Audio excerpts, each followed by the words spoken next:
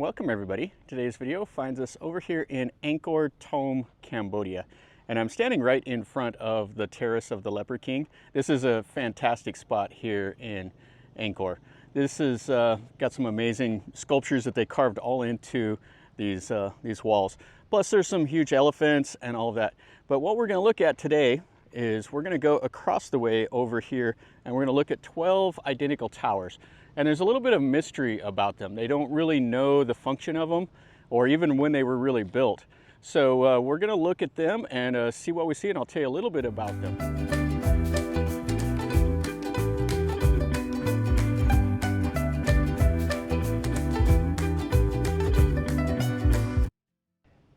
This is the Terrace of the Leper King. And this is fantastic. I've done a video of just this right here. You got the lions, and then the former royal palace was right back in there. And the coolest part about this is I really like these three-headed elephants here. I mean, the whole part is amazing, but the three-headed elephants and all the figures, the Garudas that they've carved into the front of the wall here is fantastic. And since I was here last time, they're doing a bunch of renovation right there. But this whole area right here, this used to be like the parade grounds, I guess. And what we're going to look at is we're going to look at these 12 identical towers that are right here. They're all on a line, except for the two in the middle are kind of set a little bit back towards the east. So let's walk over there and let's see. These are the towers. And they call this Prasat Suor Prat or something like that. And the literal translation into Khmer is like the towers of the tightrope dancers. Now, what I was saying about they don't really know the function of it. They believe that there's 12 towers here. It might have been viewing platforms for the 12 governors of the Khmer provinces. They also speculate that it might have been for acrobat performances. So they would run a wire across and then they would have tightrope dancers come here and they would go in between the two, like the two towers, and then they would do their thing right here. But there is one eyewitness account that said that when he was here in Angkor, his name was like Zhou Daguan or something like that. And when he was here in Angkor, he witnessed what they used him for. And what they would do is, if there was a dispute between two parties, what they would do is they would lock up one party in one tower and the other party in a tower right next to it. And all the families had to wait down at the base of these little towers. And if after 3 or 4 days, the person that was wrong would get sick, he would come down with an illness of some kind, and that would settle who was in the wrong. And they called it divine judgment. It's kind of an interesting way. Now, there's no real validity to that. I mean, there's no way to verify it because obviously the Khmer are all gone. But what a great little tower. So there's just 12 of them here. Now, if it's an observation platform, you can see up here, the top is missing, but there's no windows. So it would be kind of hard to use it as an observation platform from up top. It wouldn't make a very good one. But you can still see like the styling here with those little rails and everything. Now in the area, there's lots of debris. You can see here, they would have had the little like balcony here with the naga. This would have been Bayan style right here. And this would have went back here to this temple. And I don't know anything about that temple there. It's not part of the 12 towers. Now with the styling of this, it's really, really weathered. And they think it was pre-Bayan styling from the 11th century. So they don't know exactly when these towers were built either. But you can still see it's all made out of like the laterite and sandstone.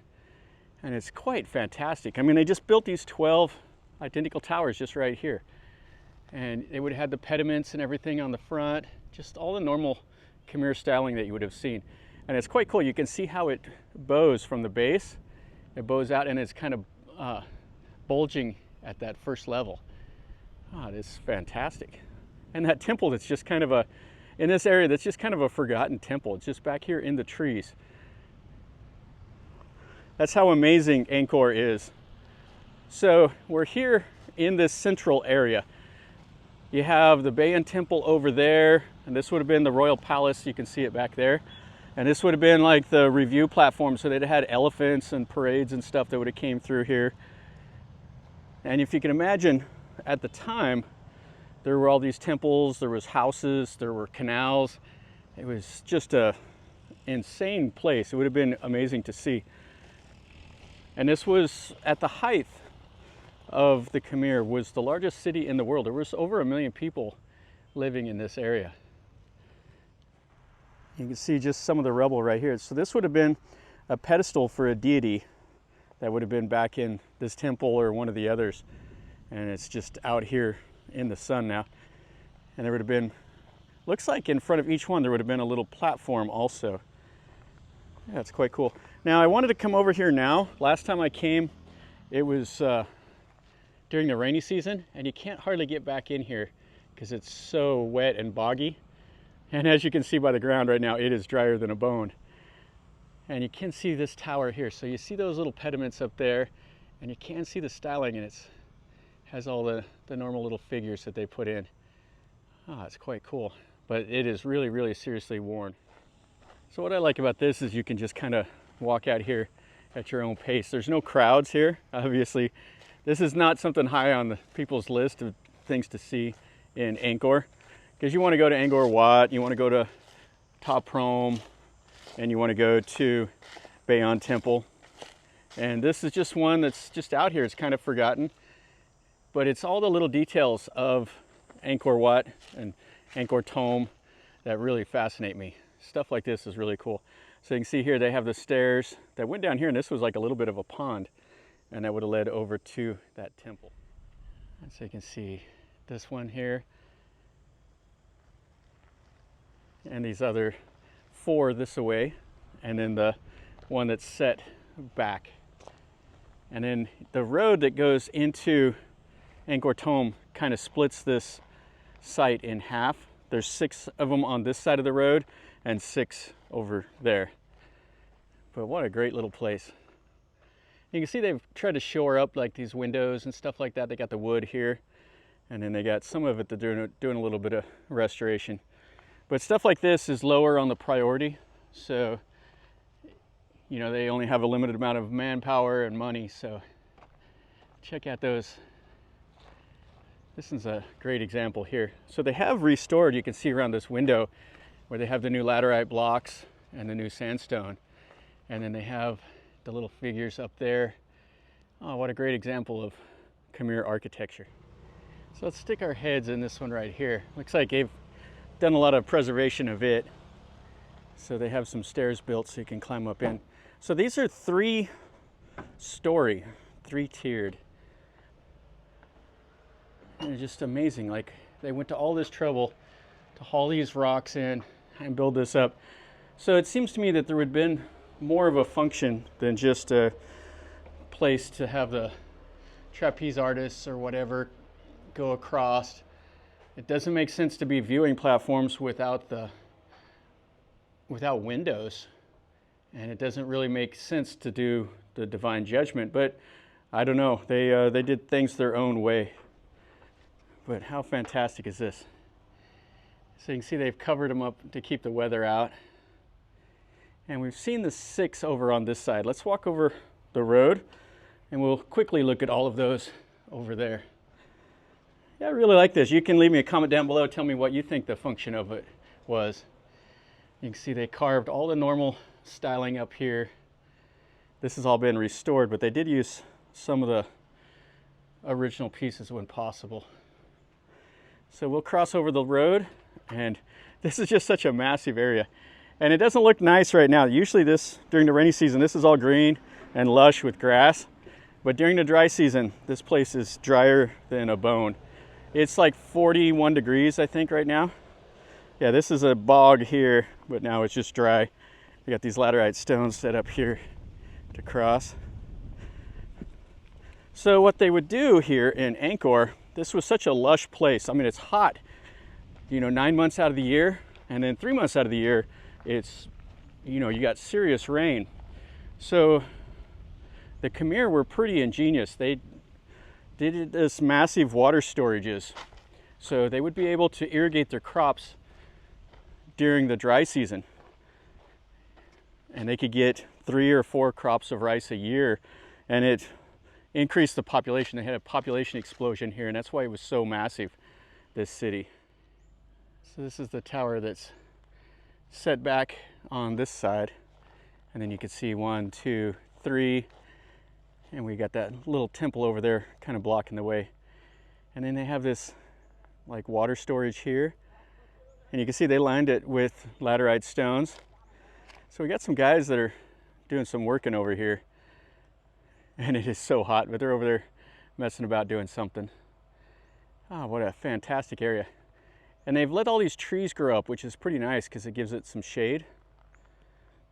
Let's stick our head right back here. Let's look at this. Looks like they're actually still using this as like a shrine or something here.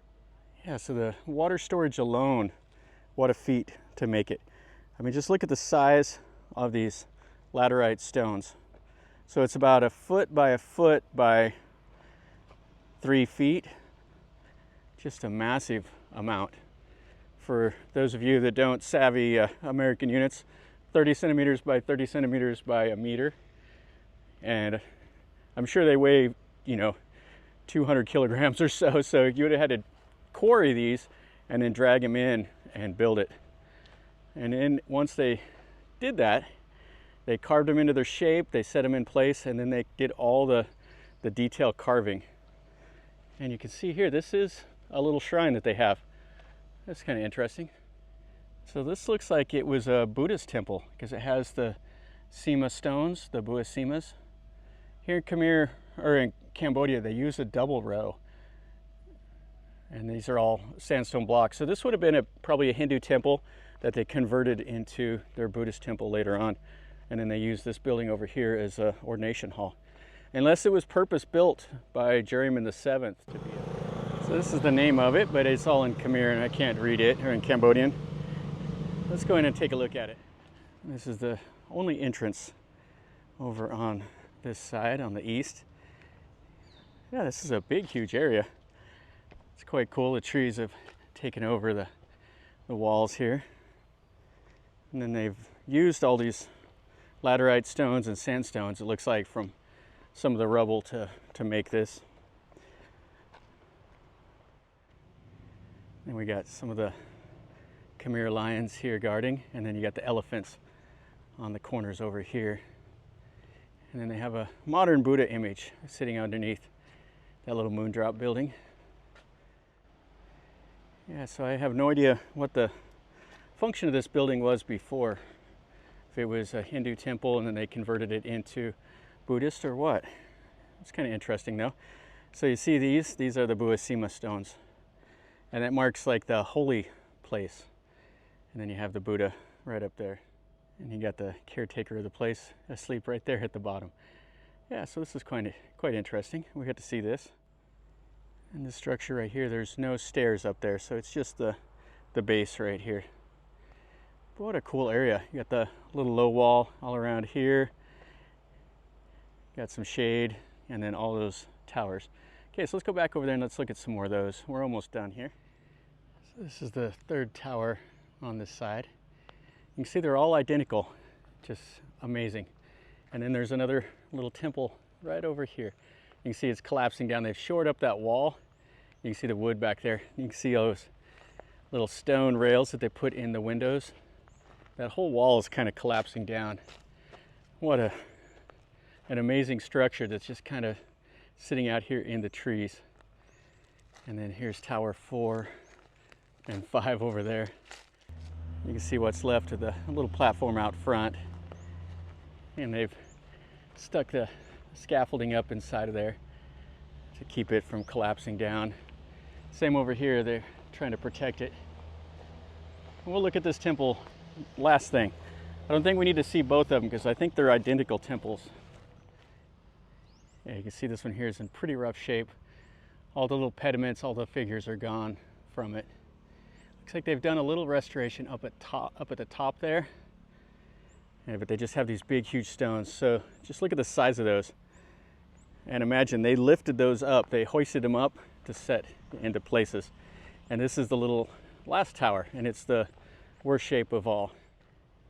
So this is the little forgotten little brother over here, kind of in the corner by himself with the tree growing on it and all the rubble. All right, let's look at this little temple, but what a great area. I mean, there's so much to see. There's a temple over there. There's temples all in there. And there's stuff that was before out here in these trees, and they're leaving it be. They're not doing anything back here in these trees. I mean, everybody comes here to see Angkor Wat and Bayon Temple. So this stuff here they don't need to do anything with. Plus they just don't have the resources to do any restoration to these. So you can see the styling here has the faux door on this end. And then all that stonework that they did, they carved those. These are faux windows. You can see more of the debris, just to give you an idea of the stone carvings that they did. So all that was carved into this sandstone. You got the Naga here. So there was a guy with the chisel 800 years ago that was done like that. Okay, let's see if we can stick our head in the side of here. So they have the little walkway here. They got more of the debris over there. So these stones are pretty weathered here on the stairs. So this is the little entranceway, and this is inside. So they would have had a Shiva linga right here. This is shaped like a crucifix. Oh, so you can actually walk all through here. Oh, this is fantastic. So this is just quite a simple design. Still all the same styling that you see. The stone windows. Just look at how these have weathered here. So they quarried these in like a giant cuboid, and then they shipped them here and they carved them into those. So it was square shaped, and then they just made it round, and then they put all the styling. So it's weathered really bad there. And you see how they notched the window seals, so they just fit perfectly inside. And then the size of these blocks are huge. It's just amazing. You can look out at the windows, and then this is cracked here, and then this little part of the wall, and you can see how that's collapsing down. So some of the sandstone was lower quality and it would break, and then if it was load bearing, everything on top of it would come tumbling down. So one last look here at all these towers. So there's 12 of them just all along the way here, and then it's got this huge open field, and then the Terrace of the Elephant King and the Terrace of the Leper King and the Royal Palace, and everything is just right here. So there's more to see here in Angkor than just the big temples. That's going to finish up our video over here in Angkor Thom. We got to see those really cool 12 identical towers. Plus we got to see the little temples and stuff like that back behind. There's a whole lot more to Angkor than just Angkor Wat and Bayon. There's all kinds of little details. That's what I really like about this place. You can kind of explore on your own, and there's no crowd, so you can go and just explore it, look at it all you want without just tons of people in your way taking pictures or whatever. So hopefully you enjoyed the video. If you did, smash the like button. If you're new to the channel, subscribe, stick around, and you're notified when I make a new video. And if you have any extra knowledge on this, if you think they built it for this reason or whatever, leave me a comment down below. And if you have been here, let me know also. And until next time, from over here in Cambodia on a 41-degree day, it's really hot. Remember, life is a journey. Until next time, enjoy.